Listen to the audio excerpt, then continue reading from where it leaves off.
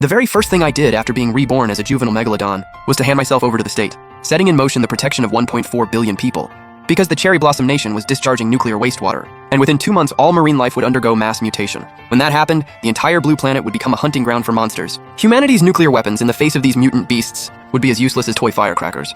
In less than a month, human casualties would reach 99%. In my past life, the Emperor Warrior had fought to his last breath defending Huaxia, slain in the jaws of a mutant beast. When I next awoke, I had been reborn as a juvenile megalodon and had awakened the Devour evolution system. As long as I kept devouring, I could evolve without limit. Right now, using my razor-sharp senses, I detected a group of sea turtles not far away. Devour. Gain evolution points. 1 point. Chance to obtain that species' special skill. Among the turtle group was one that was injured. The heavy scent of blood had drawn in several sharks. Then a great white shark, nearly 4 meters in length, suddenly appeared. Warning, predator intrusion detected. Devouring great white shark yields 3 evolution points. 5% chance to obtain species skill. Short-range burst. My eyes locked onto this great white shark. I would never forget it. On the 3rd day of the mutant beast outbreak in my previous life, it was this creature's mutant form, the steel jaw shark, that crushed the rescue ship I was protecting in a single bite. All 37 defenseless civilians aboard became its meal. That was the moment before my rebirth. When I first tasted the bitterness of total helplessness, the 4-meter great white shark, like a silver torpedo, suddenly plowed into the turtle group. The hard shells crumbled under its dagger-like teeth. Like sheets of paper, blood instantly stained the entire stretch of sea red. The surrounding sharks went into a frenzy, closing in from all sides. I suppressed the urge to feed and crept quietly closer. While the great white shark wasn't looking, I unleashed every ounce of power through my tail, my 3-meter body launching like a shell from a cannon, slamming hard into the great white shark's abdomen. The crack of shattering bone exploded through the water. The great white shark let out a shudder of agony, and its entire body was launched clean out of the sea. It traced a horrifying red arc through the air, before crashing back heavily into the water. Before it could even turn to fight back, my sharp triangular teeth had already bitten deep into its gill slits, the most fatal weak point of any shark. Host has successfully devoured the great white shark. Evolution points gained. 3 points. Congratulations, host. Skill draw triggered. Species skill obtained. Short-range burst. The euphoria of a surge of raw, primal power swept through my entire body, and I had no idea that the jaw-dropping sight of me launching that great white shark into the air had been captured in full by a young fisherman on a boat moored in the distance, phone held up filming every second. His name was Xiao Hu. In my past life at the end of the world, it was he who had paddled a small wooden boat through gaps in the tide surges, bringing us, holding the defensive line to the last, our final supply of fresh water and food. In the end, he had been torn apart by mutant seabirds on the water's surface. Half an hour later, the video titled Prehistoric Megalodon Sends Great White Shark Flying in Real Life, in one instant, detonated across the entire internet. 100 million views within an hour. The explosion of the video also caught the attention of one particular person.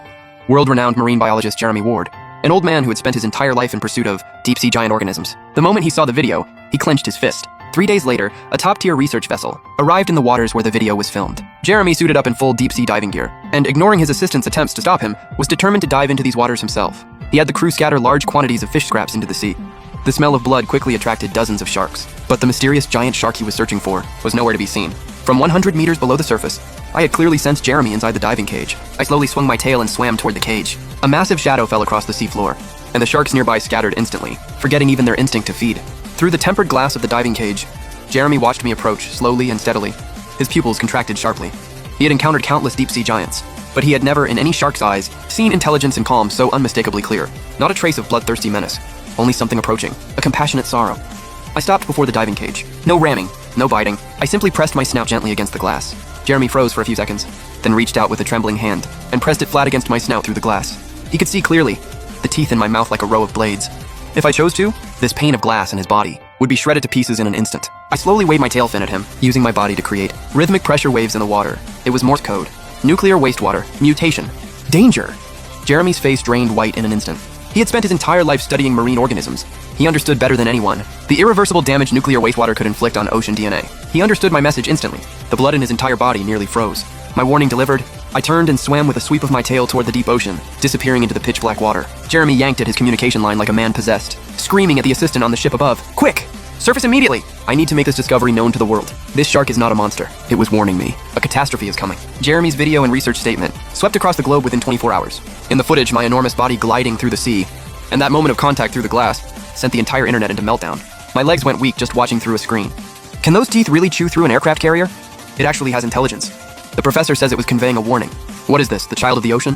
Where are all the people who said the wastewater was harmless? Come out and show yourselves. Even a shark has more conscience than those people. Overnight, countless internet celebrities, adventurers, and thrill seekers descended in droves. These waters became the most talked about destination on Earth. They didn't know that this very stretch of sea they were flocking to had already become a breeding ground for nuclear radiation mutation. 1 kilometer below the surface, I was in pursuit of a deep-sea giant squid when the system alarm suddenly blared. Mutant organism detected. Deformed octopus, body length 8 meters, level 5 emitting radiation. Devouring mutant organism yields 5 evolution points. 10% chance to obtain species skill, master camouflage. In the dense darkness, thick, powerful tentacles tore through the water like steel whips, lunging straight for my face. This octopus's tentacles were covered in mutated suckers, and the stumps of severed ones were already regenerating at visible speed. Nuclear radiation had sent its genetics into total chaos. I activated short-range burst at the last possible instant, and evaded the tentacle's lethal strike in a flash. The icy tip of the tentacle grazed my skin, the dragged water current slicing painfully across my hide. In my past life, the mutant form of this deformed octopus was one of the most troublesome monsters on the coastal defense line. Their tentacles could pierce clean through steel, and their regenerative ability was absurdly powerful. Countless soldiers had lost their lives, wrapped in their grasp. More tentacles surged in from the darkness, encircling me completely. Rather than retreating, I charged, straight in, and tore savagely at the base of the tentacles. The tentacles I bit off fell to the sea floor, still writhing wildly. And new ones were growing back in an instant. At the very moment I was locked in battle with the deformed octopus, human screams rang out from the surface above. A live streamer speedboat was anchored nearby. The host was holding up a phone, screaming at the sea. Several chunks of whale meat had been thrown overboard. The smell of blood sent the mutant octopus into a full rage. The deformed octopus suddenly abandoned its attack on me, and several tentacles burst explosively through the surface, clamping tightly around the ankle of a girl on the speedboat, and dragging her into the sea in an instant. The girl's screams cut short. The seawater turned crimson in moments. Everyone on the speedboat was seized with terror. The live streamer, frantic as a trapped animal, hammered at the throttle, desperate to flee these waters of death. But the deformed octopus had no intention of letting them go. More tentacles coiled around the hull of the speedboat, and the fiberglass hull let out the groan of something about to give way. I watched this unfold, and the memories of my past life surged up again. Scenes exactly like this had played out countless times at the end of the world. Defenseless humans, in the face of mutant beasts, didn't even have a chance to struggle. I lashed my tail with full force, my entire body launching like a cannonball out of the sea. I opened my jaws wide, and bit down on the main body of the deformed octopus. My razor-sharp teeth pierced through its body in an instant. No matter how wildly its tentacles lashed and beat against me, I refused to let go, until I had crushed its torso completely.